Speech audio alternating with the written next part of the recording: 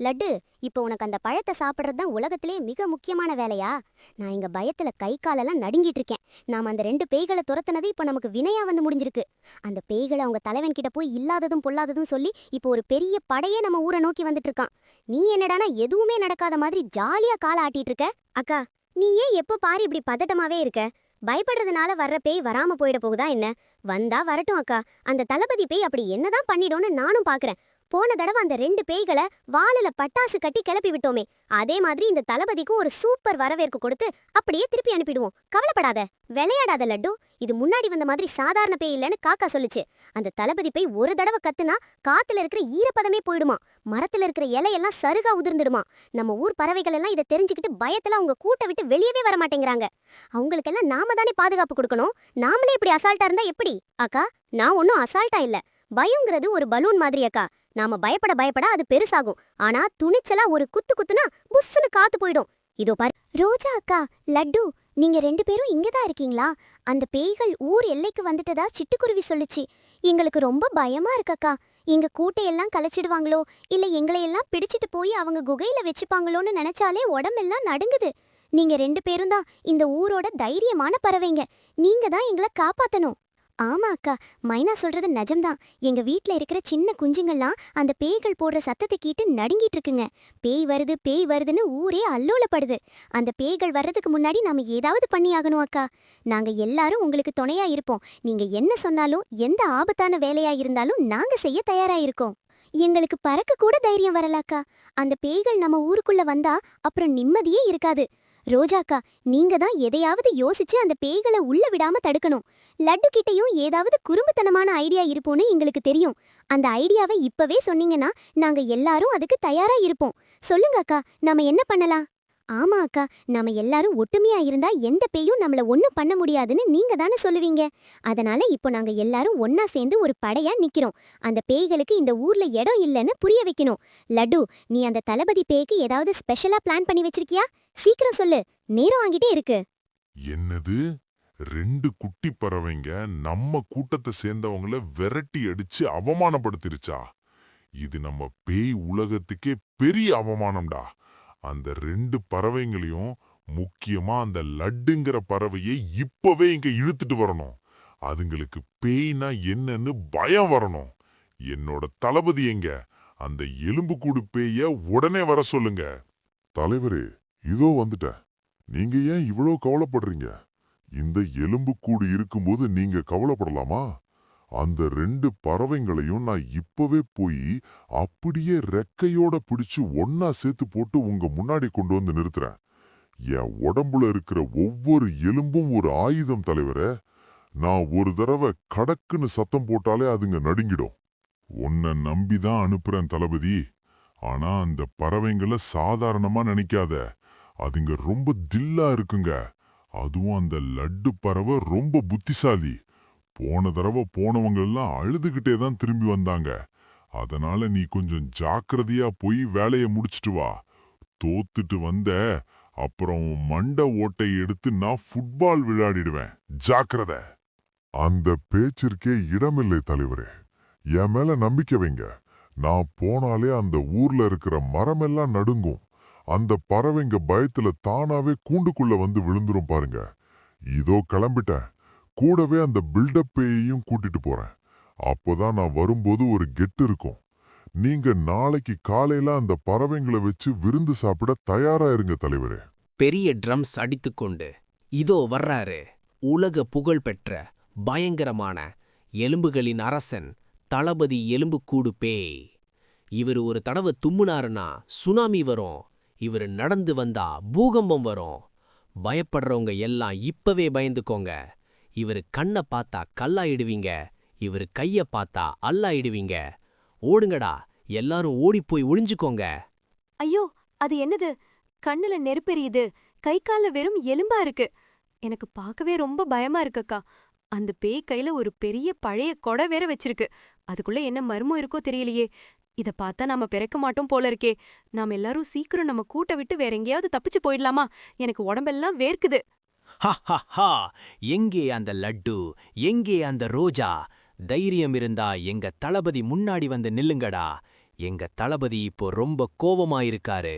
அவரு ஒரு தடவை சிரிச்சாருன்னா இடி இடிக்கும். நீங்க எல்லாம் குட்டி பறவைங்க, உங்களை எல்லாம் ஒரே பிடியா பிடிச்சு அவங்க குகையில அடைச்சிடுவாரு. மரியாதையா சரண்டர் ஆயிடுங்க, இல்லனா விளைவுகள் ரொம்ப மோசமாயிருக்கும். ஐயோ அம்மா, என்னை யாராவது காப்பாட்டுங்க. இந்த எலும்புக்கூடு சத்தம் போடுறது என் காதுல பயங்கரமா ஒலிக்குது.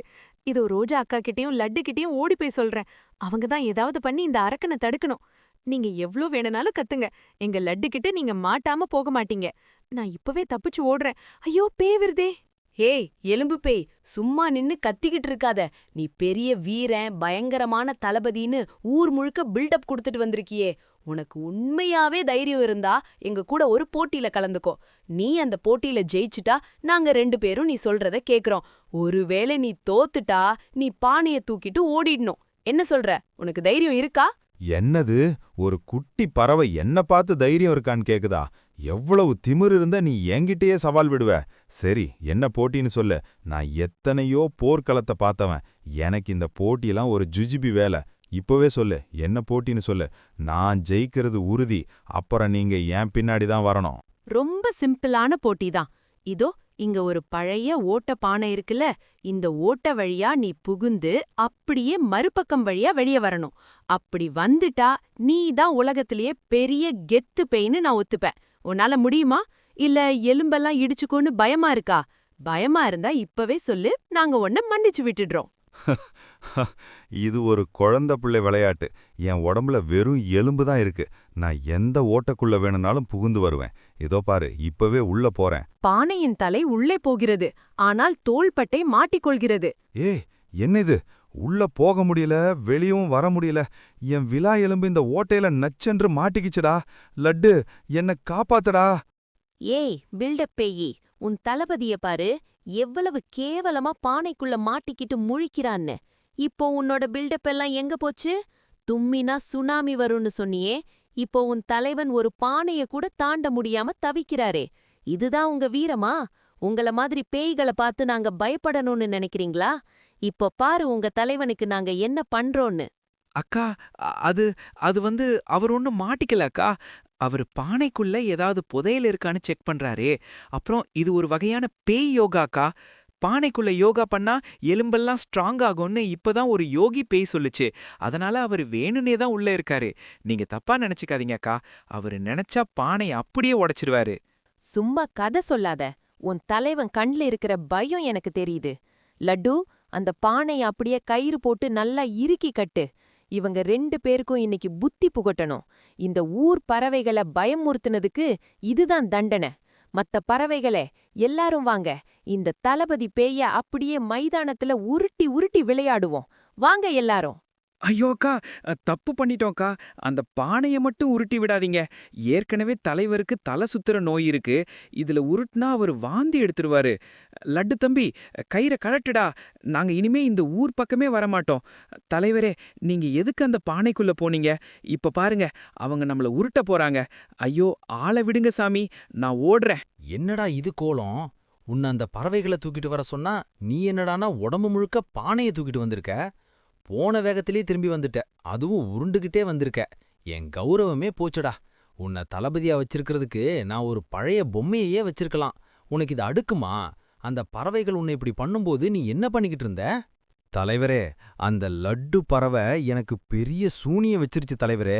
நான் வேணும்னு பானைக்குள்ள போகல. அது ஏதோ மந்திரம் பண்ணி என்னை உள்ள இழுத்துருச்சு. அப்புறம் அந்த பறவைகள் எல்லாம் சேர்ந்து என்னை உருட்டி விட்டாங்க. என் மண்டை ஓட இப்போ டொக்கு டொக்குன்னு சத்தம் கேக்குது தலைவரே. தயவு செஞ்சு கோவப்படாதீங்க. அந்த பறவைகள் ரொம்ப மோசமானவங்க தலைவரே. என்னை காப்பாத்துங்க. வெக்கமா இல்ல? உன்ன மாதிரி ஒரு பேய தளபதியா வச்சிருக்கிறதுக்கு எனக்கு தூக்குல தொங்கலாம் போல இருக்கு. ஒரு சின்ன பறவைகிட்ட தோத்துட்டு வந்து என்கிட்டயே கதை சொல்றியா? நீ இனிமே தளபதியே கிடையாது. போய் உன் எறும்புகளெல்லாம் ஒட்டு வச்சுக்கிட்டு ஏதாவது இருட்டு மூலையில உட்காரு. இனிமே உன்னை எந்த வேலைக்கும் அனுப்ப மாட்டேன். நீ ஒரு வேஸ்ட் பேய்ன்னு இன்னைக்கு நிரூபிச்சிட்ட. சரிங்க தலைவரே, நீங்க சொல்றது சரிதான். நான் அந்த பறவைகள் கிட்ட மாட்டிக்கிட்டது ஏன் தப்பு தான். இனிமே நான் அந்த ஊர் பக்கம் தலை வச்சு கூட படுக்க மாட்டேன். அந்த பானை எனக்குள்ள கொடுத்த வலி இன்னும் போகல தலைவரே. நான் போய் கொஞ்ச நேரம் ஓய்வு எடுக்கிறேன். ஆனா ஒன்னு மட்டும் நிஜம் தலைவரே, அந்த லட்டு பறவைகிட்ட மட்டும் கொஞ்சம் ஜாக்கிரதையா இருங்க. அது ரொம்ப விவரமான பறவை.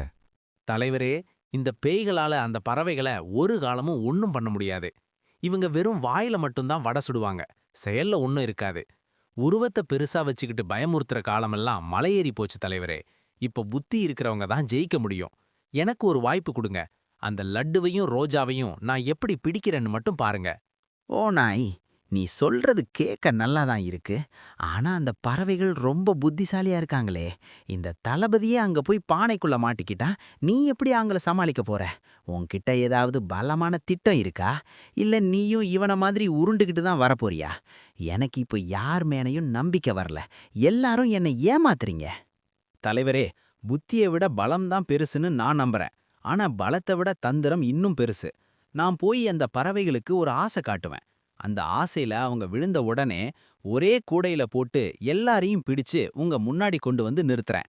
இது அந்த லட்டுக்கும் ரோஜாவுக்கும் நான் வைக்கிற செக்கு. என் தந்திரத்திலிருந்து அவங்க தப்பிக்கவே முடியாது தலைவரே. சரி, உனக்கு ஒரு கடைசி வாய்ப்பு தரேன். நீ ஜெயிச்சிட்டு வந்தா உனக்கு இந்த காட்டையே பரிசா தரேன். ஆனா ஒருவேளை நீயும் தோத்துட்டு வந்த, அப்புறம் உன்னை இந்த ஊரை விட்டு துரத்திடுவேன். ஜாக்கிரதை. போயிட்டு வா. அந்த லட்டு பறவையோட கொட்டத்தை மட்டும் இன்னைக்கு அடக்கிடு. நாளைக்கு காலையில எனக்கு ஒரு நல்ல செய்தி வரணும். போ, கிளம்பு.